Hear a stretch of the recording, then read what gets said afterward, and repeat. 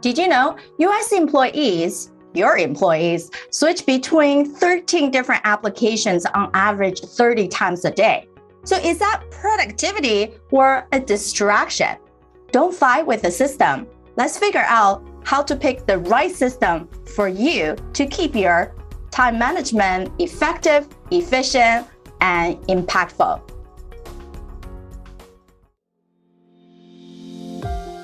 Private practice owners, are you ready to rewrite the rules for your practice so you can have more time off, a great team, and more income while delivering better patient care? Then you are in the right place. Welcome to the Provider's Edge podcast. I'm your host, Sabrina Runbeck. I'm a provider, an international peak performance keynote speaker, and a best-selling author. My guests and I help providers like you control your practice, control your life, control your future. This is your defining moment to be a disruptor in healthcare. As busy healthcare leaders, and especially those of us who are running a practice, managing a whole department, or even on the executive level, there are so many things going on in your day-to-day work and home. So how are you able to keep everything in track on top of things without feeling you have to always jumping in to fix the fires or things get dragged out and you don't see the result that you wanted? So today we're talking about different systems that you perhaps already are using or need to really adapt into so you don't feel like the system is working against you, but it's actually working for you. So to begin, let's talk about what are some of the productivity time management system out there. The traditional ways, if you think about probably 10, 15 years ago, we used to have a physical planner, an agenda, we write things out. And the downside of that is you do have to carry that everywhere. It's something heavy, and depending on whether you are someone who has a bag and purse or not, it might not fit into the situation. And perhaps you are at the networking event as we're transitioning back to that time now, you really have to pull that out and then figure things out. And if you are someone who don't have really good handwriting, someone else who take over your planner can't really help you in that way. So it's harder to have everything on paper now. But what the advantage is, you can save them. You can keep those for a long time and really track back that sometimes the electronic ones are unable to do. So what other things we have is apps. If you're searching under your Apple or Android suite for players, you're going to see hundreds, if not thousands, of different productivity apps. Some of the upside for that is it's convenient on your phone. However, the downside also, you have to make sure your phone is always charged. Sometimes it doesn't sync with all the different devices. Perhaps it's only on Android, cannot transfer to people with Apple product versus it can only be a web browser. So you really needed to consider what the app do for you. And besides, each app is different. Some are more like a to-do list, and you can just click and check off once it's done. And some even trying to gamify for the more you do, the more points you get, and somehow the points are turning into a game. But the problem in those things is it always going to have a learning curve. You have to first adapt to it. So if something is not really user-friendly, it can really slow you down in the beginning before you actually implement it. Now, there are also some web browser type like your Outlook and Google. I actually have all my things on Google between my immediate team who are helping me virtually on site and my business strategist, marketing, all the back end. And for people who are watching or listening, our video and audio production team, they're all work off Google Drive. And I have my whole life planned on Google Calendar. If it's not on there, I definitely don't do it because I have automations there into my Google Calendar of what I do and reminders for that next meeting. And something I definitely want to hint for everybody who are doing specific set planning. Even you go into a meeting or a project, you have blackout time, make sure you also give yourself extra half hour for the planning part. Most people forget to have that planning session, then they keep running things behind because they're trying to prep in between. So the upside for that is you can share those calendars, you can share your to-do list with other people. And the downside is just using one application. If you share your entire Google Calendar with someone, you perhaps don't want everyone to know when your downtime is, so you can actually keep your downtime to yourself. And when we're thinking about productivity, we say there are dial, the doing part, the deciding part, the delegating part, the designing part, and the delaying part. And the last part is actually we wanted to give ourselves that expansion to reset, to recharge. So when you go back to the other areas, that you are in the best energy, best self, best way to represent yourself. And we know if you don't feel well or you're not in the right mental capacity, our brain works that much slower and reaction time slows down, and therefore other people can see it. So the upside of that, of course, is the easy shareability. Everyone can sync your Outlook and Google to all the different platforms. Now, I'm not recommending that's for you because everything is different from different people. That's why we're going through it. So what's the last thing is the collaborative sense. Now, I actually do not like Slack because it's similar to a group text message. Ping, ping, ping, ping, ping. You're nonstop. But there are other practicalities and tools out there where you can have the same work platform where everyone can draw projects and put in and have deadlines and to-dos into them. Now, it crosses over with some functions with Google Outlook as well. It really depends on which application you find you need the best.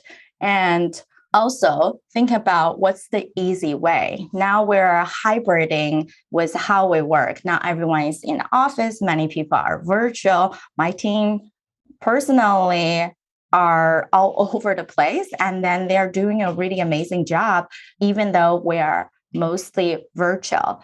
And it's about how do we communicate in the best way that you can, that is for you. So there's no right and wrong answers about what you pick. It actually figure out what works best for you. And that's at the end of the day, all we can ask for is that, yes, there are some personal preferences. And I would encourage you to think about these questions. What do you actually need in a time management tool, especially for your employees? Because we know both ourselves and our team, if we cannot track what we do, we cannot assess how much time we spend on those and if those time are actually giving us the right ROI.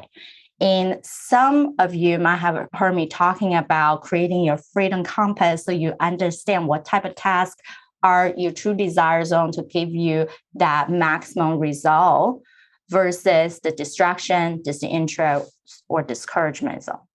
And if you're not able to track, you also unable to identify these zones, and then you don't know how to offload those things you really shouldn't be doing. So number one, I would recommend think about a criteria list.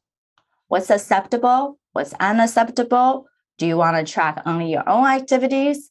Do you want to track your whole executive team, your immediate downline of perhaps your nurses, medical assistants, perhaps it's the back-end accounting, admin people, the front desk people? What do you want it to do? And also, once you know exactly what you want and the capability of each, then you can think about, do you also want to track your contact, right? Patient acquisition or referral partnership or people that you meet just want to just story in a certain way, and then you can categorize them so you can go back to those contacts. And perhaps also appointments, whether it is professional networking appointment, patient appointment, family engagement, or different type of project, even with deadlines and to-dos, be specific, or perhaps just different type of meetings that you have to attend to, especially those of you have been pushing yourself more into that executive leadership role of your practice instead of just another clinician doing the day-to-day clinical work.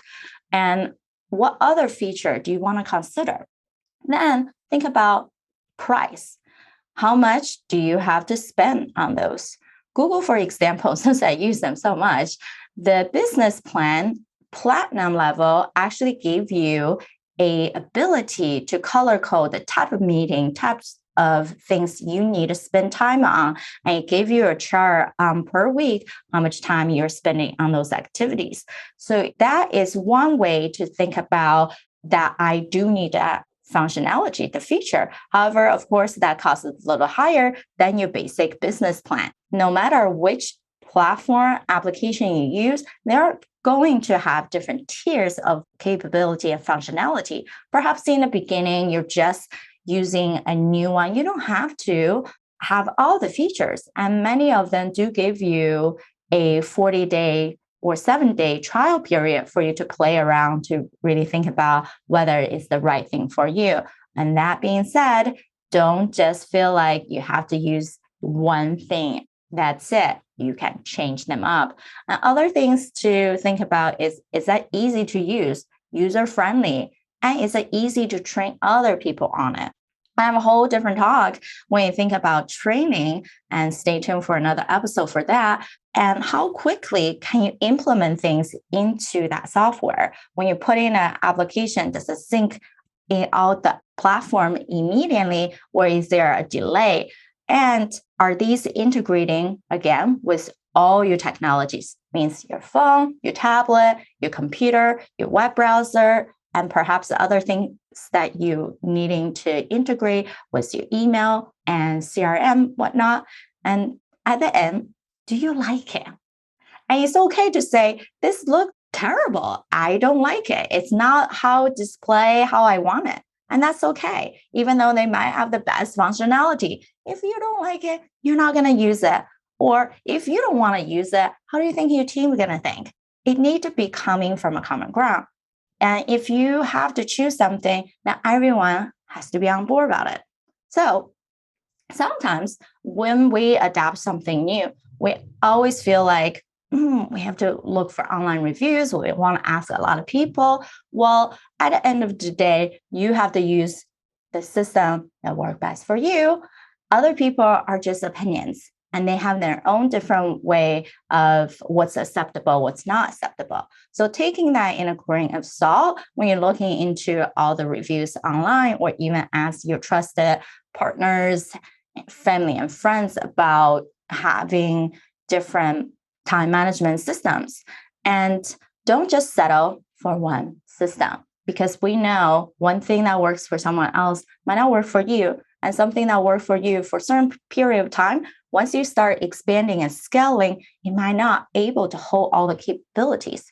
For example, perhaps in the beginning, all you need is to track all your meetings, how much time you're spending on each different tasks.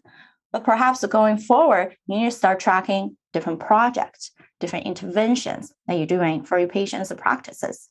And therefore, we don't have to keep in one thing. And perhaps at this beginning, and you have a lower tier, and then you expand out. And it's okay to be playful, to try different things. And make sure that you test drive. We mentioned that there are trial periods, and even you have to pay for the first months. And don't try to spend the money to pay some plan for a whole year. What if you don't like it? What if a few months down the road, something better come up? So you don't commit yourself just by saving a little bit of money upfront. So let's quickly review our guidelines on what you do once you actually pick a time management system. So number one, actually use it. If you don't use it, how do you know if they work for you or not? And number 2, use it for both work and home. Now, we don't recommend that you integrate work and home, everything together, but you should know purposefully, I do this too. I block out time for lunch so I don't forget to eat. I block out time for when I need to hang out with friends and family, and that got blocked out so no one else can book on my calendar.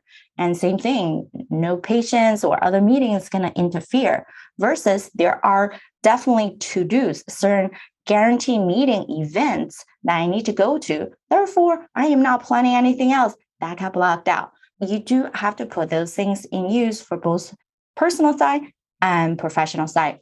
And make sure you record all your activities. If you don't record it, again, we don't know how you can adjust for the following week or months once you go into your planning session.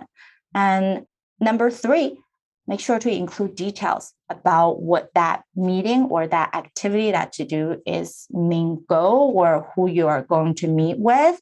And perhaps one tip about meeting planning, about hectic meeting planning, which we'll have a separate episode on, is that having someone to take the lead to put out agenda, send it out to everyone before you go into the meeting. So you actually know who needs to be there versus not just standing in case. That's not productive. And also record your goals and action items for each of those blocks once you completed that block of meetings or activities. And perhaps is that you go is see X amount of patients for that week. And then so you know going forward to what's the capacity, what's the minimum and maximum you can do so you don't feel overwhelmed yourself and you don't overwhelm your whole team as well. And also have your time management system with you all the time. If you're going to an event and someone wanted to have a meeting with you next week or 2, you have to say, oh, I got back to you. Guess what? We all forget. Even the best conversation we had, the best project opportunity we got into, if you don't do it right there, because you don't have your calendar, your time management application up, you can't do the scheduling, and the opportunity already passed. Then lastly, review your time management system, your activities before your week start. So if you are typically Monday to Friday, then perhaps Sunday morning or evening, you want to review that so you can do what? Put in the block of time when you actually need to plan activity for each meeting or each block. And most people don't remember the planning part. So then you can also shifting things around. What's the standard time? Perhaps every Wednesday morning, you have a weekly huddle with your team, but that week, something come up and you needed to shift to a different day. So you can and be flexible with your time schedule, but without missing a critical part of your workflow.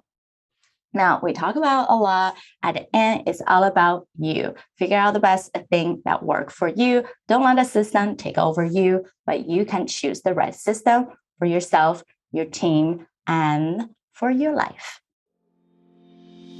Thank you for listening to today's episode. If you're like me who just want to get to the bottom and find out what's going on in your practice, then I invite you to book a complimentary peak performance diagnostic call with me. You can check my availability at sabrinarunbeck.com/blueprint to find a time that works for you. This is especially beneficial for you if you have an established clinic but now feeling drained, want to do more for your patients but are limited in your capacity, or are unable to live up to your full potential. Don't you agree that if you don't allow a pair of unbiased eyes to take a look, you'll never know what you don't know? This is your chance to gain back time and be a peak performing healthcare leader again. Gosh, I went through my list of things with you that last day, and I kept them on my notepad. They're all, and I told you, as a sheet, I move a lot of my really important stuff too. And that you made that sheet to all the things we did. I think there were a lot of things in there. I look at the chart of the desire zone because I was taking on too many things. I was doing too many things outside of my desire zone. And that allowed me to hone things back into the direction where they should be. What was some other things? Our first call that we ever had, there was a quote that you gave me from the Dalai Lama. And these are simple things. I did. It was about gratitude. And it hit me at that time because I'd forgotten to be grateful about what has been built. Everybody around me that sees what we're doing or, sees what I'm doing here, my peers and colleagues, and they're very grateful for what I've been doing. They're like, oh, this is great. Would love to be in the position that I'm in. And I forget that. And I forgot it. So that was another one. And then what was some other stuff? I'd have to go from the list. I mean, there's, the 2-minute reset stuff that we do. Just do a little bit. And we even, remember, been a big meditator for a long time, and everyone goes through cycles of this, but I was so dedicated. It was 45 minutes to an hour every single day, probably at night as well. And then in a busy lifestyle, you go, oh, can't do that. Then you start thinking, well, if I can't do 30 minutes or an hour meditation, then why even do it?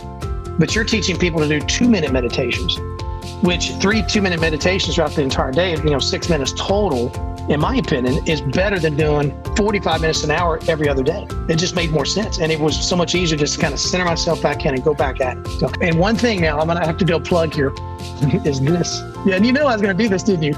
So this clock right here has been, I don't know if yours is next to you or not, but you held this up for me one day. And we're talking about time blocking, time blocking and everything else. I said, where is that? So I bought it on Amazon, and it has the clock and the 5, 10, 15 minutes and so forth. It is awesome. And so when I started using this thing, I started realizing oh my gosh, when I'm actually tracking my time, I've got a lot of it. When I'm not tracking my time, even if you take a 5-minute break to surf the internet, and it's 15, 20 minutes later, the time goes fast. So it's been fantastic. I can get so much stuff done in a 15-minute period. It's crazy. Now open up a browser and type in sabrinarunbeck.com/blueprint. Let's create a blueprint for you to gain back a day per week and creating more impact, income, and freedom in your day. We'll talk soon.